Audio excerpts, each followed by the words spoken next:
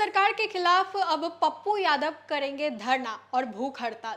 नमस्कार, news for nation देख रहे हैं आप। आपके साथ मैं हूं राजनंदिनी। पूर्णिया सांसद पप्पू यादव भूख हड़ताल करने जा रहे हैं। किसके खिलाफ? तो सरकार के लचर व्यवस्था को लेकर के और सरकार जो वादे करती है उसको पूरा नहीं करने को लेकर के। आपको मालूम हुआ कि पूर्णिया सांसद पप्पू यादव के साथ साथ कई ऐसे विपक्ष के नेता हैं जिनका गुस्सा जो है सरकार को लेकर के फूटने वाला है। यानी कि मैं बात कर रही हूँ 19 अगस्त का। 19 अगस्त के दिन जिस तरीके से तेजस्वी यादव के साथ साथ पूरा विपक्ष जो है वो सड़कों पर उतरने वाला है, वही छात्र मुद्दों को लेकर के और अलग अलग जो मुद्दे हैं उनको लेकर के। अब इसी कड़ी में आपको बताएं तो पूर्णिया सांसद पप्पू यादव ने कहा है कि सम्राट सरकार को घेरने का काम करेंगे और वो हंगर स्ट्राइक पर जाएंगे, यानी कि भूख हड़ताल करेंगे पप्पू यादव।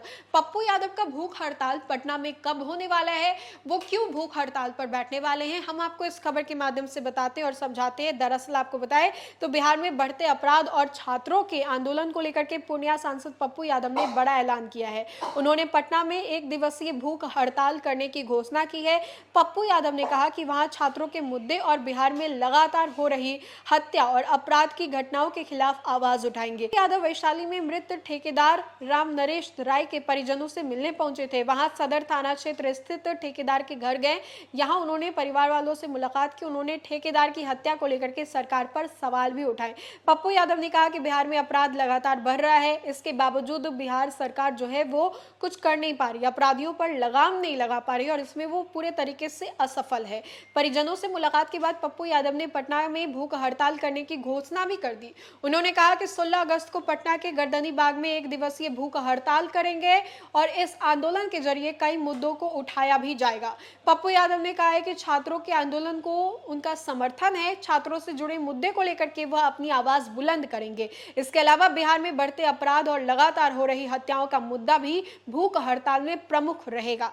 उन्होंने बीपीएससी में से जुड़े मुद्दों का भी जिक्र किया है। साथ ही प्रमोशन में प्रोफेशनल योग्यता और हिंदी अंग्रेजी भाषा से जुड़े कई मामलों को लेकर के सवाल भी उठाए हैं। उन्होंने आरोप लगाया कि अंग्रेजी को 80% तक बढ़ावा दिया जा रहा है और इन्हीं मुद्दों को लेकर के वो सरकार को घेरने का काम करेंगे। पप्पू यादव ने चेतावनी भी दी है कि अगर उनकी मांगों पर ध्यान नहीं, आंदोलन को आगे बढ़ाया जाएगा। उन्होंने कहा है कि जरूरत पड़ी तो अनिश्चितकालीन भूख हड़ताल भी करेंगे। इसके बाद बिहार बंद का आह्वान किया जाएगा और इस दौरान पप्पू यादव ने केंद्रीय गृह मंत्री अमित शाह को लेकर के भी बड़ा बयान दिया।